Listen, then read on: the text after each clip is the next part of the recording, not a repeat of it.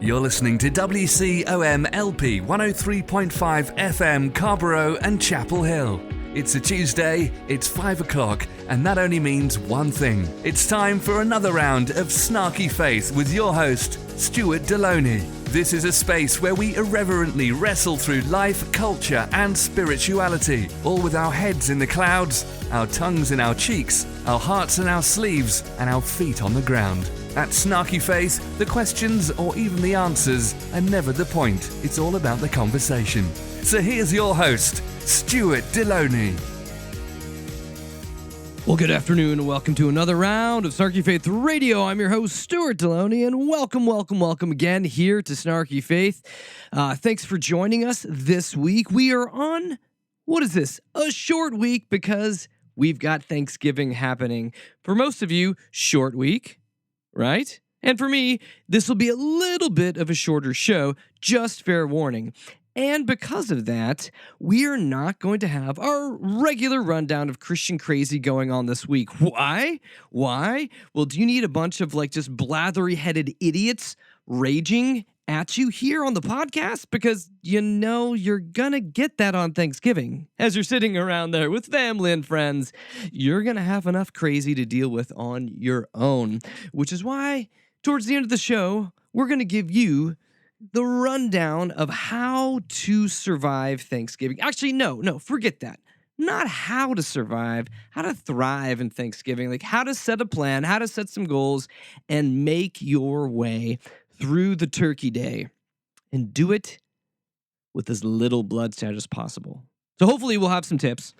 Hopefully we'll have some usable tips for you this week. But before we get to that, we've been through a very, I think so far, if I'm going to give 2018 a grade, overall, towards the end of the year, there's been some extra credit to try to pull it up, but overall, 2018 has really just been a bust.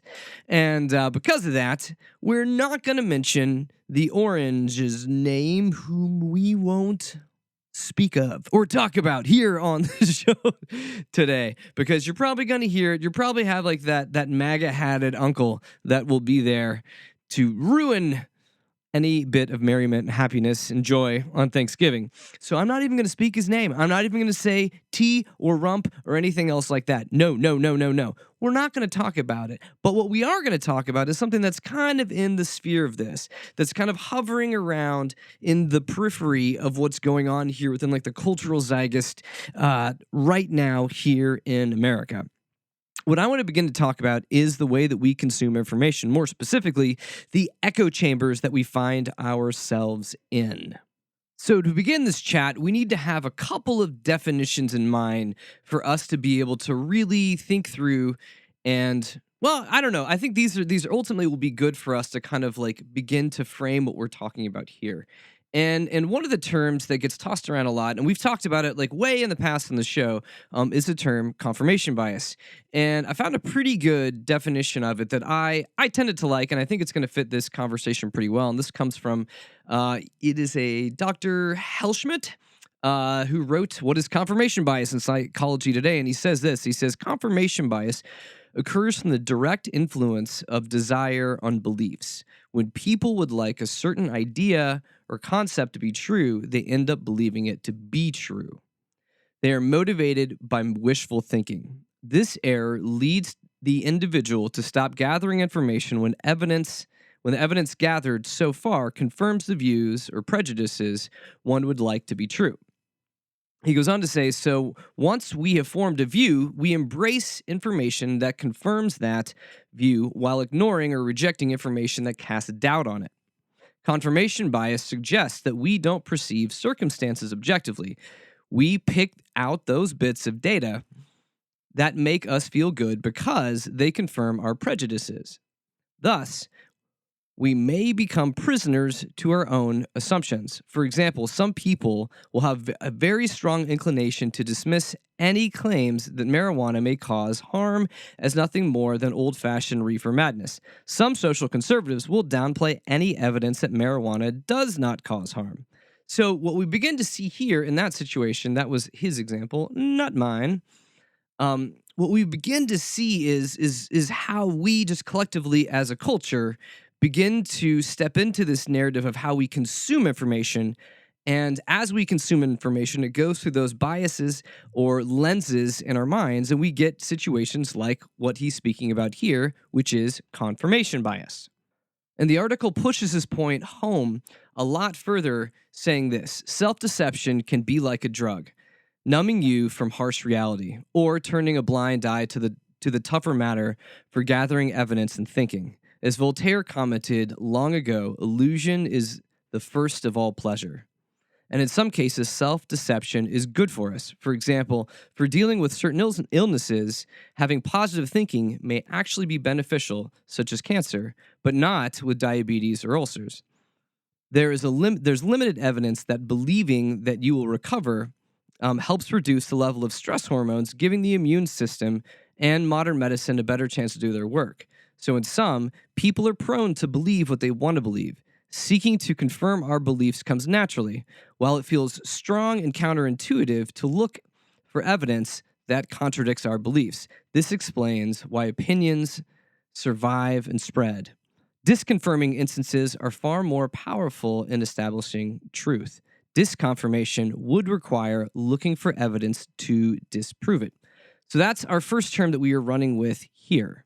Our next term that we're going to hop into for the conversation is tribalism. And more specifically, the one that we will get into is toxic tribalism. Now, for a running definition, just as an easy kind of overview of tribalism, tribalism is a state or fact of being organized into a tribe or tribes. And that type of behavior and attitudes, it stems from a strong loyalty to one's own tribe or social group. And we as humans, we have this natural inclination to want to belong. And that desire to belong, there's nothing inherently evil with it. But the problem is it begins to transition into toxic tribalism when it begins to slide down, and it leads to kind of a social blindness towards anything else that we begin to see. It's loyalty to group over reality, loyalty to group over how that group may be hurting or persecuting other groups of people. It ends up just being group overall. And so we begin to see that. And I'm going to use some of this. We're going to use some of the talk and to really be able to dial down on toxic tribalism as kind of a working document here. And I'm going to pull this from an article over on medium.com from Zaid Dahaj. Sure, I'll run with that one. He wrote an article called Why Toxic Tribalism is Destroying Our Society and What to Do About It. And I loved how he began to kind of run with how he defines toxic tribalism. And he said it like this. He said, it's a loyalty to one's own tribe or social group to the point that dogma and dysfunction become the standard. And he goes on to say is that there's two key characteristics towards identifying toxic tribalism. So the first one of those is demonization. And he says this is the first and foremost quality of someone who is toxically tribal. If there's any labeling of the other group as being stupid, evil, racist, demons, scum, so on and so forth, then you can almost be sure that you are in the mindset of toxic tribalism. And the second key ingredient of toxic tribalism is unconscious behavior and attitudes. One of the hallmarks of someone who is engrossed in toxic tribalism is the lack of conscious behavior. Unconscious behavior comes in many forms, such as screaming, not entertaining contrary ideas, being closed-minded, violence, and the list goes on. You cannot be dogmatic if you are truly conscious in the present moment. Dogmatic behavior can only take place in unconsciousness. So kind of like let that sit for you for a while, especially when we get to that level of toxic tribalism that we're beginning to see in culture. We begin to see it rear its ugly heads almost in, like he's mentioning here, almost in a subconscious manner. Like we begin to learn and know like what is fight and what is flight. We begin to see like what who's good from far off, who's bad from far off. I mean, I do this as well too. If I see someone with a red hat, I instantly have a reaction and a response to it. It could be a red hat for being pro Switzerland. I don't know, something. Yeah, it could be anything. But when I see that, instinctively in my head, I pause and I begin to just dial that into my head and say, okay, I'm already sizing this person up. And so we do this, but the problem is when we begin to infiltrate and move into this area of toxic tribalism. So the words that we're running with so far, right? The words that we are running with so far are confirmation bias and toxic tribalism, which leads us to our third word that we're going to be talking about, and which I mentioned earlier on the show, is echo chambers. And there's no better place to get a working definition of echo chamber than going to urbandictionary.com, because that's where truth reigns. But actually, I really did like their definition of echo chamber here, and especially the example that they gave here. Usually, Urban Dictionary is either crass or sarcastic or funny, and this still is, but I felt like it was very truthful in their definition on the website here. And so they define echo chamber as a place free of serious debate where everyone repeats the same opinions, no one calls anyone else out, and criticism is frowned upon. The example they give is right-wing ideologues have spent decades constructing a vast echo chamber where facts do not matter. The opinions of bigots are constantly validated, and serious criticism is either undermined or non-existent. Another example they gave is, a certain president, number 45, because I said I'm not going to say his name on the show today. We're going clean. So how about that? 45's cabinet meetings are echo chambers where he can be told how great he is. So when we talk about all of these put together, we begin to see this very dangerous recipe. We begin to see how confirmation bias begins to really change the way we see the world. We begin to see how tribalism, those that we identify with, like ideologically, religiously, and otherwise, begins to change the way we look at the world. And then on top of it, we have this tendency to create our own echo chambers of how we consume information. So through those weird lenses, we'll change how we consume information. So we have all of these three coming together right now, probably with a bunch of other stuff as well too, but those three are the ones I'm seeing right now. They come together and they bring us to a place where we can no longer see the humanity in the other person. And it's very easy. It's very easy for when I begin to mention this stuff, like, because that's where my brain goes too. It's very easy to see this as a bad right-wing folks, bad conservative Christians, bad. Because we spend most of our time on our show scolding them like they're a dog that just crapped on the carpet. If only I could rub their noses in it. Well, that's what we try to do here on the show. Not the dog. No, don't do that to the dog. That's just weird and cruel. But to the conservative Christians, sure, have it a go. That's what we do here on Snarky Faith. But I say all that to say this. It's easy for us to see the other and begin to say, oh, yeah, check. Oh, look at them. They're doing that. But when I begin to look back in the mirror at myself, a person that would say that comes from, well, that views life through more of a progressive lens, I can see how that happens on this side too. And we begin to boil down life and culture into simple colors like, are you red or are you blue? It paints a very, very 2D picture of humanity and the cultural landscape that we're living in right now.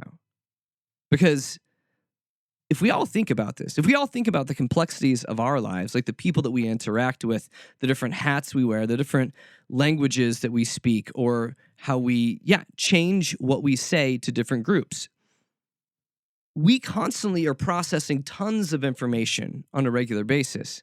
But somehow we like to move back into those areas of black or white, good or bad, that everything is just so simple. And the problem with that is that these three things that I've mentioned today, they continue to perpetuate themselves in a circle over and over and over again. Like confirmation bias continues to just confirm tribalism, And we have tribalism. Well, it keeps us in an echo chamber, and that echo chamber continues to confirm the biases that we have. So we continue in this weird place where we are just going over and over again. We listen to the same voices, we read the same authors, we continue to consume the same things because overall, like in measures of all of these actually, from confirmation bias, it makes us feel good. It makes us feel good to be able to confirm our beliefs as we walk out into the world. With tribalism, it makes us feel good to have a win, to have people to high five with. I mean, the easiest way to see this is just look at football fans. I mean, it's that same idea. You want that identity, you want that belonging. But the problem is, sometimes your team isn't number one. And sometimes your tribe's not number one. And sometimes you may not have all the facts straight. And when we only consume information through an echo chamber of our own lenses, we're going to continue to hear the same things, do the same things, and hate the same things. And as much as I hate repeating history, history will continue to repeat itself unless we decide to change. Now, it's easy to call for change on the other side. Oh my gosh, you hateful, misogynist, racist bigots. Stop doing hateful, misogynist, racist, bigoted things. I mean, it's easy to say that because, of course, we want that to happen. Of course, we want people to stop being just awful to other people. But again, change begins with ourselves. I'm pausing a lot here. This is not even really a dramatic pause, but I'm pausing to give folks time just to think about that. As much as we want the other side, whoever the other side is, regardless of where you're standing, we want the other side to change because we don't like what they're doing. And we want to be able to inflict our change upon them. But the only real change that we can be a part of starts with us. If we're tired of the cycles, if we're tired of the same, if we're tired of being able to see these same things happening over and over and over again, it begins with us. It begins with what we do, how we respond, how we walk into the world, how we interact with others, how we have dialogues, how we argue or don't argue. You see, all of this impacts the world around us. And it's so easy to get caught up in these tribalistic ideas of, yay, after the election, our team had a big blue wave. Or 2 years ago, yay, we won the presidency, our team won. I mean, we get into that very pettiness of this, but it feels good. And everybody likes to win. I don't know what really trying not to say his name. When 45 had said, oh, America's going to get so tired of winning. That in itself is a stupid statement because I don't think anybody really ever gets tired of winning. We always want to win. But ultimately, we want to win the right way. We want to win by making change. We want to win by making a difference. And all of that comes back to us. And the crazy thing is that change starts with us, but ultimately, the hope is that in some small way, the positive change can impact all of us in a positive way. It's when we hope to enact positive change in this world, it isn't that I get my way and you don't get your way. No. It begins to move us to a place where we are able to have shared wins and be excited about what is happening and working together with people, even if they don't believe or vote like us. And if you don't believe me about how all of this has created huge problems, I'm pulling this from an article in The Atlantic called The Threat of Tribalism, and it's by Amy Chua and Jeb Rubenfield. And what I love they had to say here was this. And they're speaking to where we are historically as a country. And they said this, and it really kind of hung with me. It says, the cause of America's resurgent tribalism, the causes of America's resurgent tribalisms are many. They include seismic demographic change, which has led to predictions that whites will lose their majority status within a few decades, declining social mobility and a growing class divide, and media that rewards expressions of outrage. All of this has contributed to a climate in which every group in America, minorities and whites, conservatives and liberals, the working class and the elites, feel under attack, pitted against the others, not just for jobs and spoils, but for the right to define the nation's identity. And in these conditions, democracy devolves into a zero-sum competition, one in which parties succeed by stoking voters' fears and appealing to their ugliest us versus them instincts. And why am I talking all about this? Well, I'm talking about this right now is because in this week of Thanksgiving, no, I'm not going to get sappy and cheesy and talk about what are we thankful about. You can find that at Hallmark if you're looking for it. But what I'm talking about is the small microcosm that all of you are going to experience on Thanksgiving. Whether you're hanging out with family, extended family, whether you're hanging out with neighbors or folks in your community, or whether you're a plus one going to a party where you don't know anybody, you're going to see some sort of a microcosm of culture, and you're going to experience it. I mean, we all make jokes about having that racist uncle or aunt or dad or mom or grandpa. You know, that one that makes holidays uncomfortable.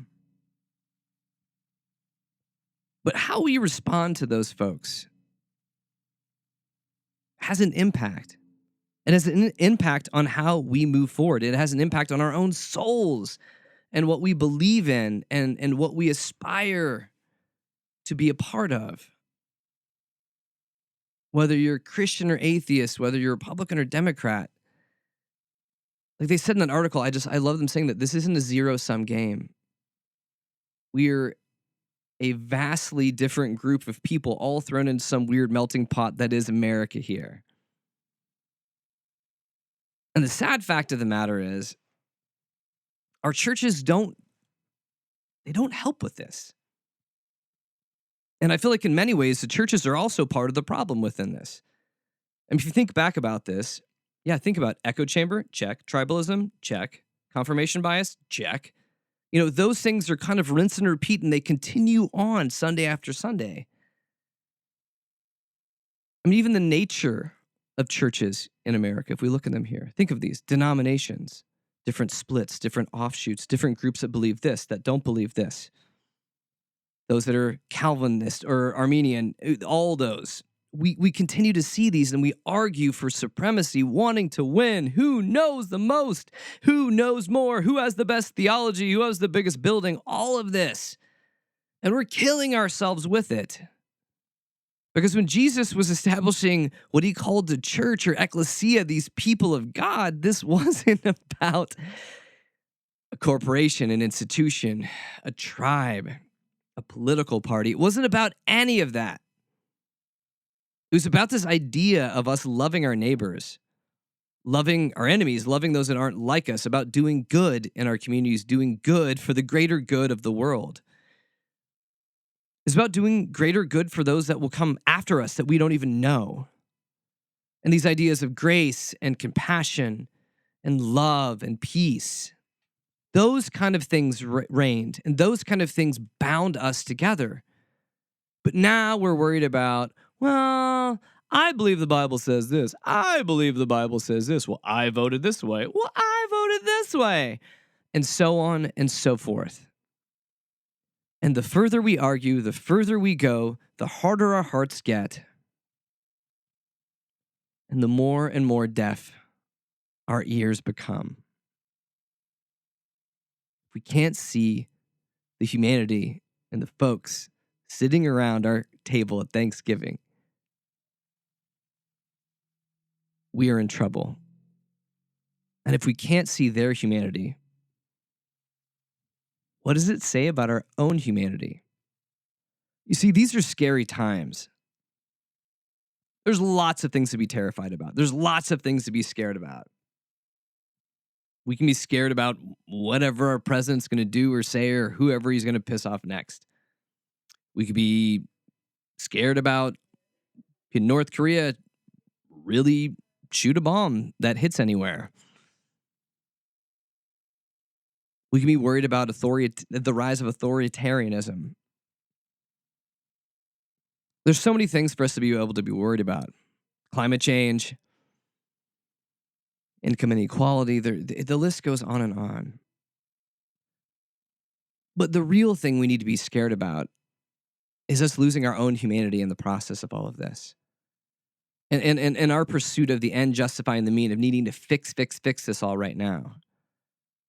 I mean, we have the means to be able to offset climate change. But if we're all at each other's throats, what does it matter anyways? And no, I'm not being defeatist here. Don't hear me say this. Yes, protect the planet. Yes, protect the planet. Yes, help those that need help. But real change just begins here at home. It begins here as we look at ourselves in the mirror. So if the problem lies in ourselves, we have to begin to change the way that we look at the world around us and how we consume information. In 1996, these two MIT researchers, they coined this phrase. It's cyber balkanization.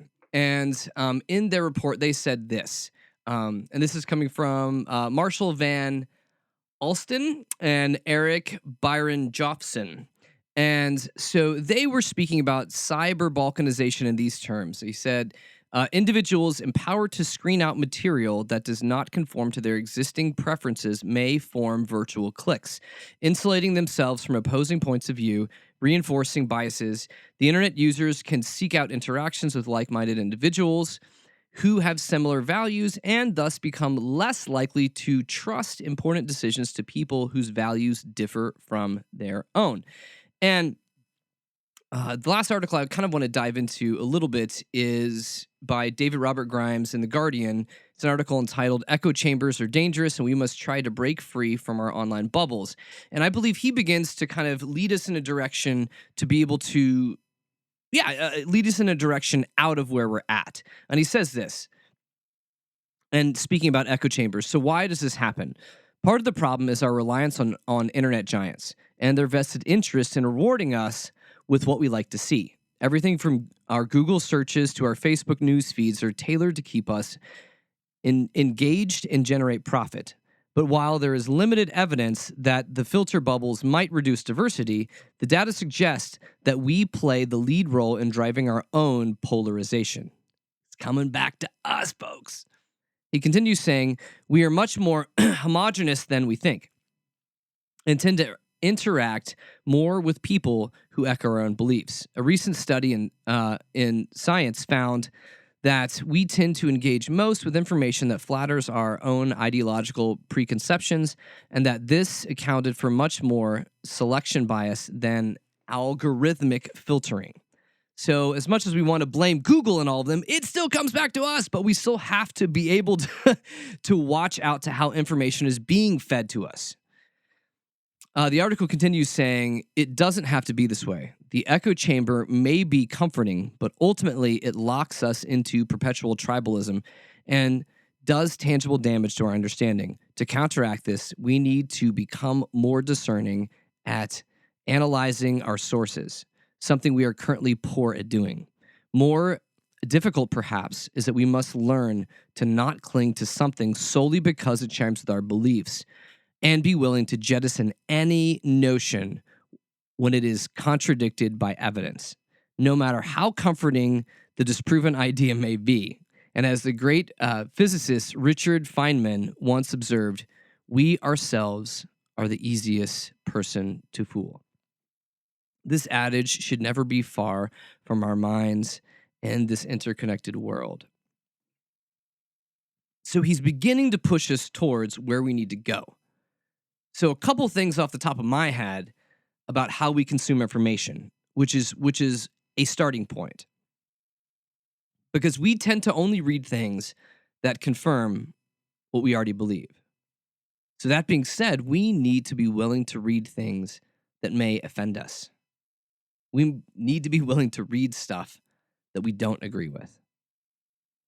Now, I'm not saying just blatantly just going out there and consuming information and believing everything from the other side. No, I think we need to be able to read it with a rational eye. I think we need to be able to read it by saying, even though I may disagree with this, what is this person's perspective? Why are they saying this? Why are they upset? Why are they angry? Why are they afraid? Why are they doing this?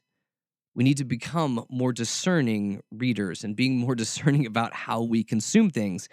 We need to be willing to go into unfamiliar or hostile spaces. Thanksgiving, right? Unfamiliar and hostile. Maybe it's way too familiar and way too hostile. But part of this is the fact of whether it be online or in our communities, we tend to self-select the groups that we will only want to hang out with. But I think we need to be willing to go into unfamiliar and spaces that we may deem hostile. Now, I'm telling you this also with a caveat. For folks that have been through abuse and abusive situations, I am not telling you to go into those spaces. Self-preservation is something that we need to uphold in all of this. So if I'm talking a lot of this through like in an ideological sense, but no. If you've been through abusive situations, no, please don't go back into those hostile environments. I don't mean it. I mean it more ideological hostility that we're dealing with, not physical. So first and foremost, keep yourself emotionally and physically safe at all times. But ideologically speaking, it is good for us at times to be able to go into unfamiliar and hostile spaces. And when we're in those spaces, we need to be willing to listen. And it's hard. It's hard when you're sitting across from a person that is telling you something that you would deem offensive and that you would say is completely wrong and off-base. And you want to be able to argue with them because you want to fix them. Just like they are having that argument because they want to fix you. Because if we can only fix everyone to believing what we believe, then the world will be easier. But that's not the way people work. That's not the way life works. We need to be willing to listen to people, to hear them out, to treat them like they're equals, to be able to see the humanity in them. And as we're listening, we need to be good question askers.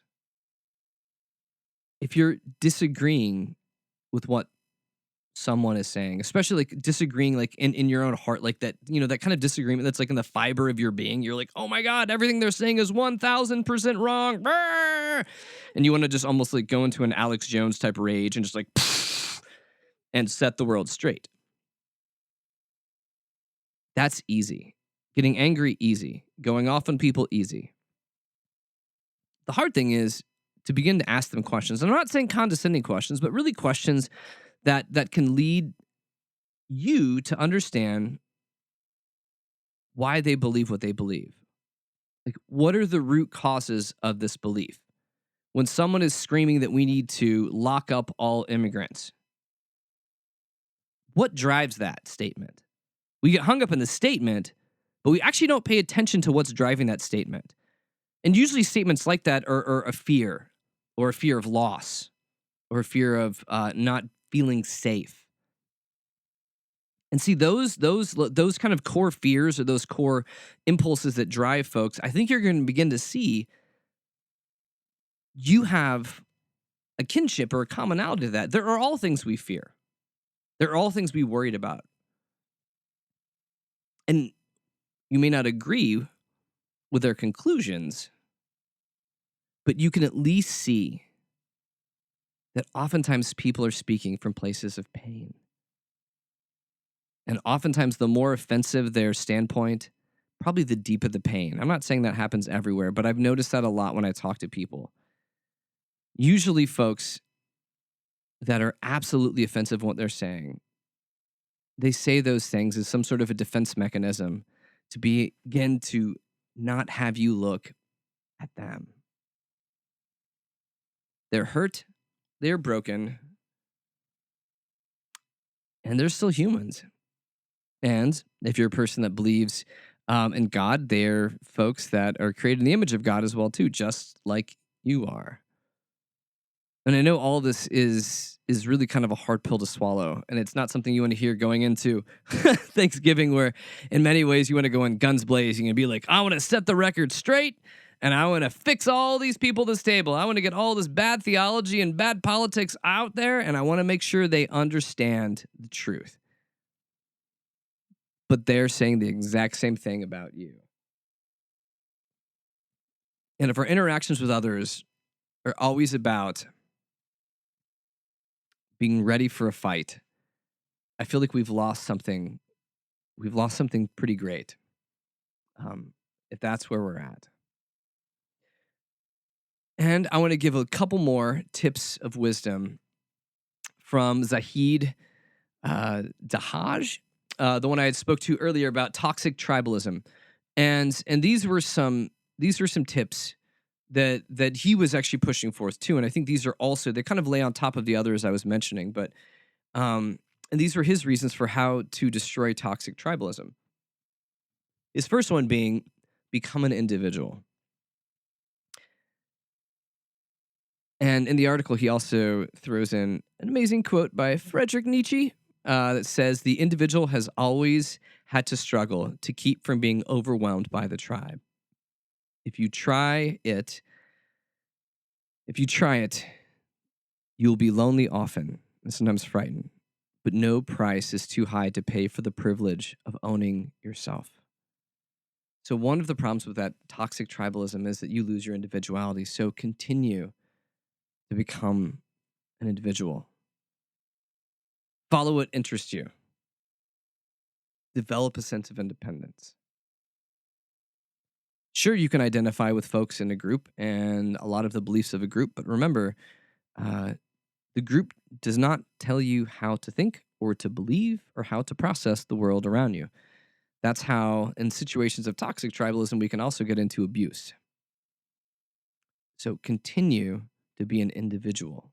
You are not a Republican or Democrat. You are not an atheist or a Christian or a Jew or a Muslim.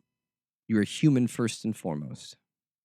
And I know many religious people will not like me for saying that, but you are human first and foremost. That is how you were born into this world. So be an individual and recognize the rights of other individuals and recognize the humanity of other individuals. Number 2 on his list of how we can destroy toxic tribalism, number 2 was question your assumptions. And it's like we've been talking about this whole hour, is us beginning to look deeply into ourselves. Like, what motivates us? What motivates why we believe what we believe? How do we come to this place of believing what we believe? And we begin to even analyze ourselves more and more. We're able to understand deeper why we believe what we believe. And hopefully, if you can understand why you believe what you believe, you can own it.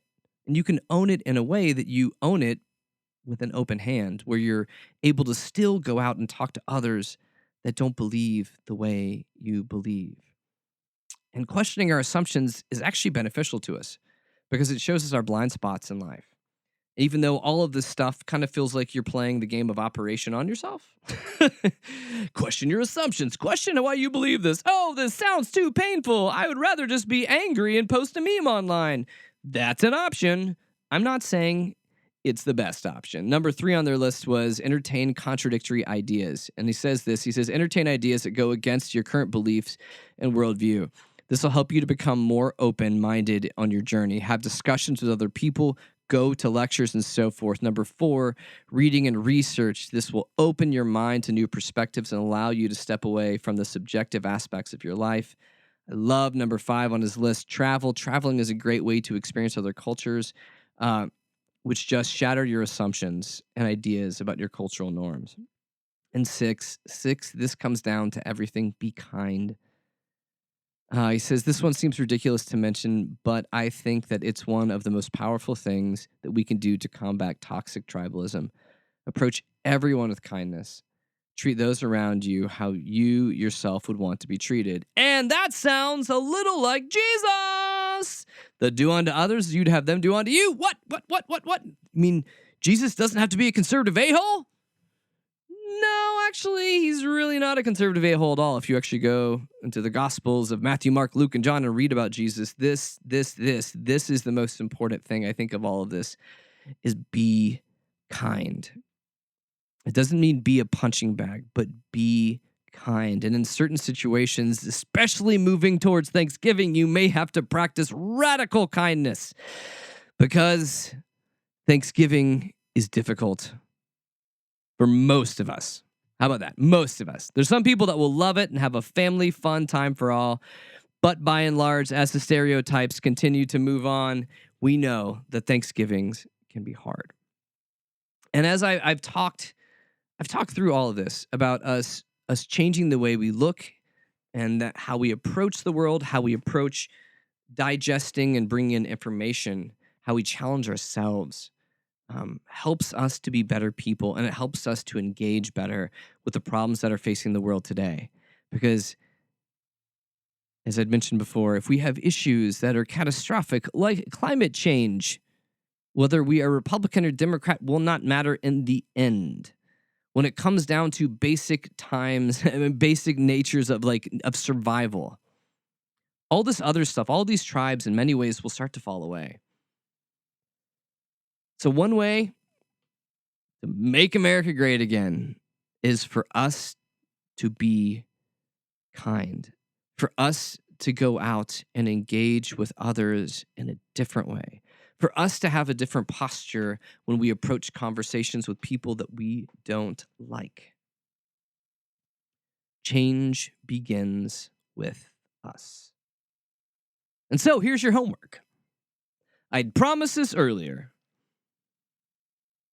in the show about giving some survival tips for surviving Thanksgiving. And in the light of all of this that we've been through this, I feel like all of these things fit very well together. So here's a couple of survival tips, some snarky survival tips for Thanksgiving. Because sometimes Thanksgiving is about just surviving, but I actually want to teach you how to thrive in this situation and handle Thanksgiving like a boss. So first of all, whether you're going with your family or whether you're going with a friend, or even if you're going solo, remember this also. Do not go this alone. So if you're flying solo, you need to do some reconnaissance. Either bring your +1 or speak to someone else that you're friendly with that will be in that tribe, that will be sitting around that table. You need to be in cahoots to survive Thanksgiving. Let's just be honest, this can be war with delicious food. There is strength in numbers. Make sure someone has your back going into Thanksgiving, especially if Thanksgiving is a hostile environment. Number 2 on my list, snarky list here for surviving Thanksgiving, watch it with the drinky poo.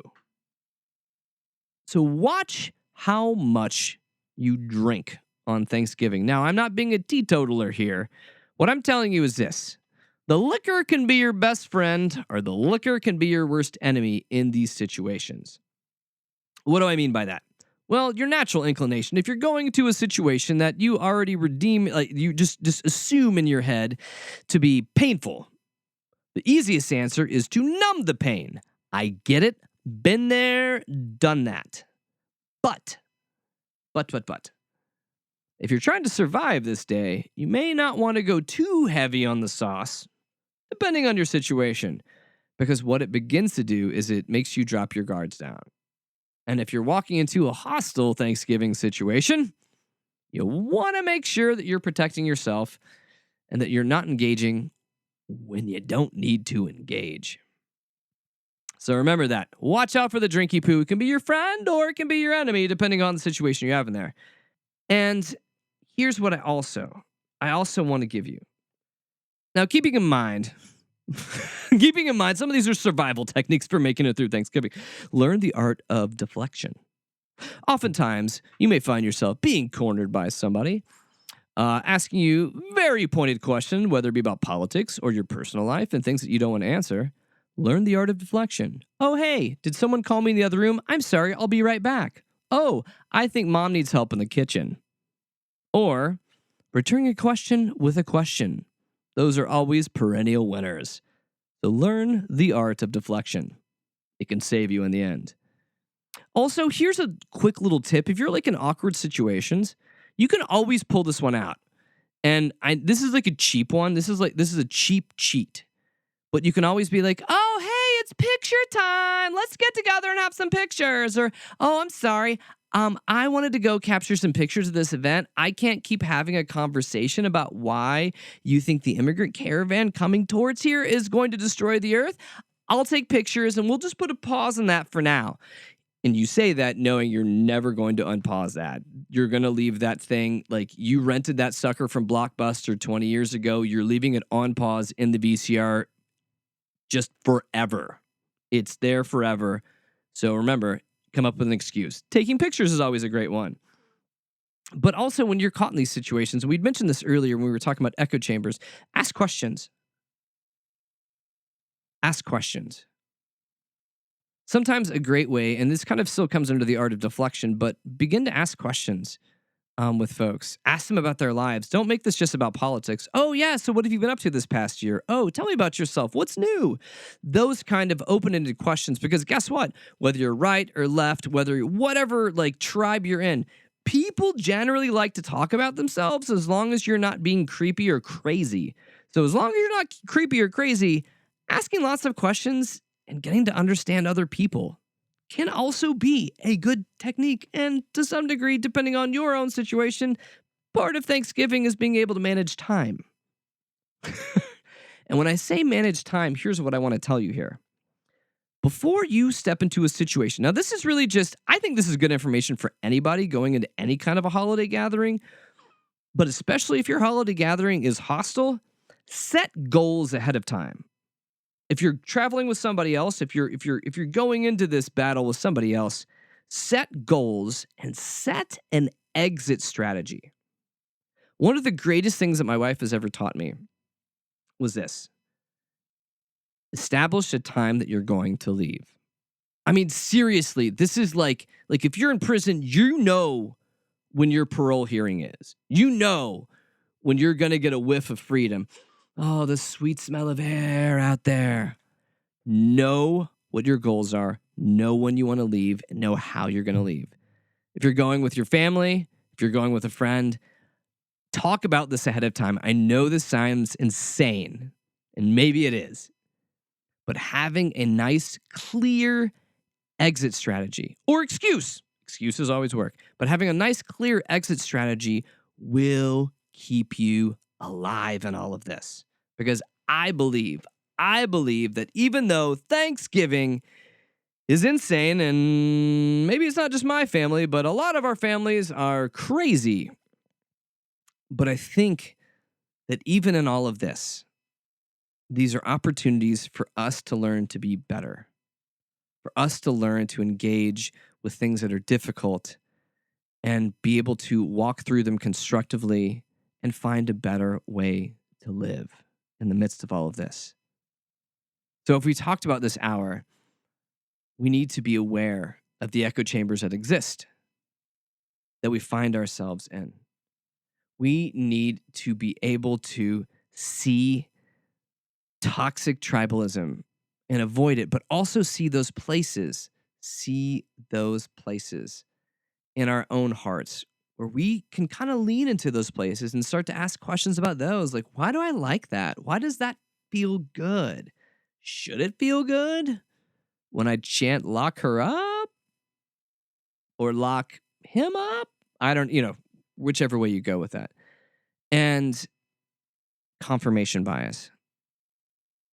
We need to be more awake and aware of how we consume information, of how we form our lenses, of how we view and interact with the world around us.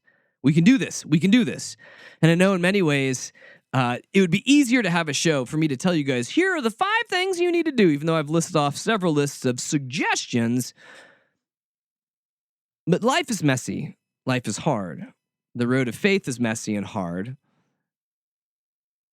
And as we move forward, our whole goal should just be to make the world better. Not just better for me, not as a selfish thing, the world better for everybody.